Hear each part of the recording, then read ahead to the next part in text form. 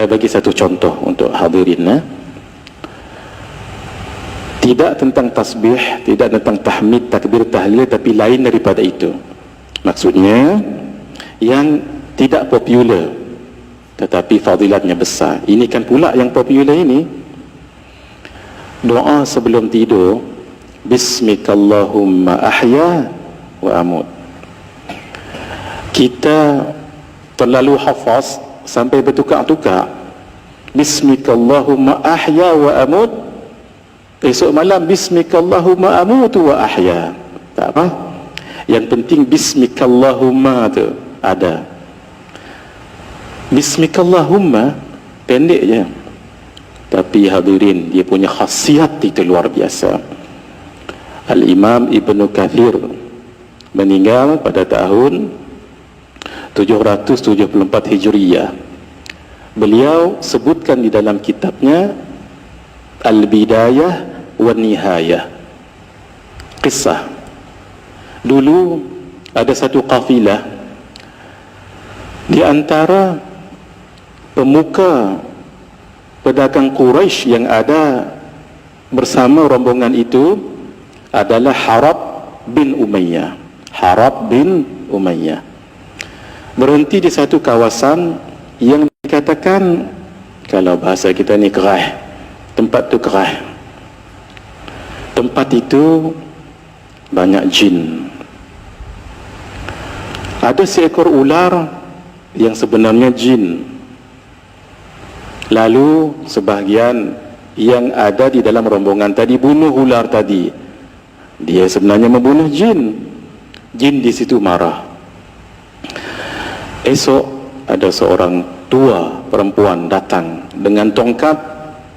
Lalu dihentaknya tongkat itu, bertempiaran binatang-binatang, lari, unta, kambing yang dibawa mereka tadi itu. Sebab yang lihat jin binatang, manusia tak tengok. Hari yang susahlah cari unta, lari, kambing dan sebagainya. Susah dibuatnya. Dah dapat semua kumpul, esok mai lagi perempuan tadi tu, hentak lagi, lari lagi, bertempiaran lagi, cari lagi, susah lagi. Janganlah berterusan. Akhir sebahagian mereka tanya dengan orang di kawasan itu, kenai tak perempuan ni begini, tak kenai, hak ni tak kenai, orang ni tak kenai, orang ni tak kenai. Akhir dia panjang lagi, tak kenai tu, cuma saya kena berhenti je.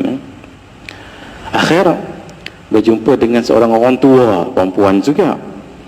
Tanya, nek, tahu tak dengan fulanah, nenek yang begini. Kata nenek tu, saya tahu. Itu sebenarnya jin yang menyerupai manusia. Kenapa nenek ini tahu itu jin? Sebab nenek ini pun jin juga. Nah, tapi yang pelik, nenek jin ini tadi bagi tahu, kalau dia datang lagi, bacakan padanya Bismikallahumma. Itu yang kita baca sebelum tidur tu. Dia akan terbakar nanti, akan mati dia. Oh, Masya Allah. Selepas ucap terima kasih dan sebagainya. Ini tak pelik. Jin mengajar sesuatu untuk mengalahkan jin, tak pelik. Sebab dalam riwayat yang lain, pernah gandum yang diletakkan di Baitul Mal setiap pagi berkurangan, sehingga Sayyidina Abu Hurairah nak tengok siapa buat kerja, tak tahu. Akhir sembunyi. Malam tu lah, tengok-tengok ada tangan terjuluk keluar, tangkap. Rupa-rupanya apa? Jin. Hang buat kerja. Esok saya akan bawa jumpa Rasulullah sallallahu alaihi wasallam. Tolong jangan bawa. Tak, hang telah ambil barang dalam ni. Tolong. Saya, kata jin, dia buat negotiate, ajar kamu satu bacaan, kalau kamu baca, jin tak mai. Jin ajar bacaan supaya jin pun takut. Nah, pelik. Apa dia? Ayatul Kursi. Ayatul Kursi. Esok pagi jin tu dilepaskan. Esok pagi Sayyidina Abu Hurairah radhiyallahu taala anhu jumpa dengan Rasulullah sallallahu alaihi wasallam, menceritakan, kata Rasulullah, jin itu pembohong. Jin itu pembohong. Tapi hak dia ajak malam tadi betul. Jin ni pembohong, jangan tak percaya. Tapi hak dia ajak malam tadi betul. Tu nak cerita, memang ada jin yang betul.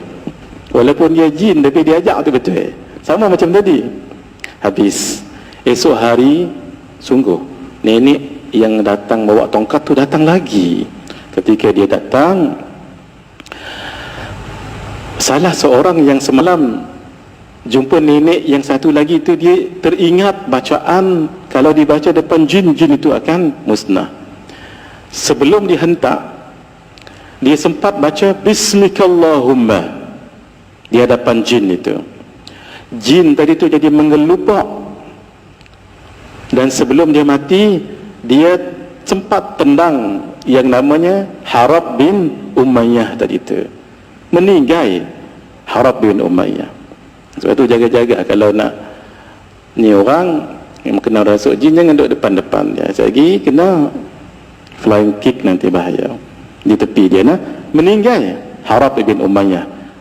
Akhir perjalanan diteruskan dan dibawa mayat Harab bin Umayyah. Tapi tak boleh dibawa berterusan sebab nanti mayatnya membusuk, maka akan jadi suasana tak selesa. Akhir mereka kuburkan Harab bin Umayyah di satu tempat yang remote, yang jauh sekali. Dikubumikan ikut cara ketika itu. Habis, lalu mereka nak beredar daripada kawasan kubur tadi itu. Tiba-tiba mereka dengar ada jin bersyair. Kemah juga jin ni bersyair. Jin ni bersyair. Dan syair ini pelik, ajaib. Sefasih macam mana pun orang itu, kalau dia baca syair jin ini jangan ditulis sebab ni syair jin. Sefasih macam mana pun, kalau dia ulang bait syair ni 3 kali ulang, mesti ada yang lekat, mesti ada yang tersasul. Sebab Masya Allah, heran juga saya tengok cerita ni. Jin ini pandai pula. Dia bersyair, dia guna bahar rajas. Bahar rajas. Apa bunyinya? Sikit sahaja. Sebab ni malam ni, siang cerita panjang tak apa. Wa qabru harbin bimakanin faqrin wa laysa qurba qabri harbin qabru. Itu. Wa qabru harbin, dan kubur orang bernama Harab bin Umayyah, fi makanin faqrin, di satu tempat yang sangat jauh, walaysa, dan tidak ada, qurba, dekat, qabri harbin, tidak ada dekat dengan kubur Harab itu, qabru, satu kubur pun. Dalam bahasa kita Melayu mudah, kubur Harab itu jauh daripada orang lain, dan satu kubur pun tidak ada berdekatan dengan kubur itu. Wa qabru harbin bimakani faqrin wa laysa qurba qarbin qabru. Wa laysa qurba qabri harbin qabru. Ini saya tersasul ni. Walaupun saya dah hafal ini. Dia pelik syair ini, kalau diulang 3 kali maka akan ada tersasul. Bukan kerana jin, tidak, tapi kerana dia punya bahar tu, bahar rajas tu. Wa qabru harbin bimakanin faqrin wa laysa qurba qabri harbin qabru. Hadirin, Bismikallahumma aja.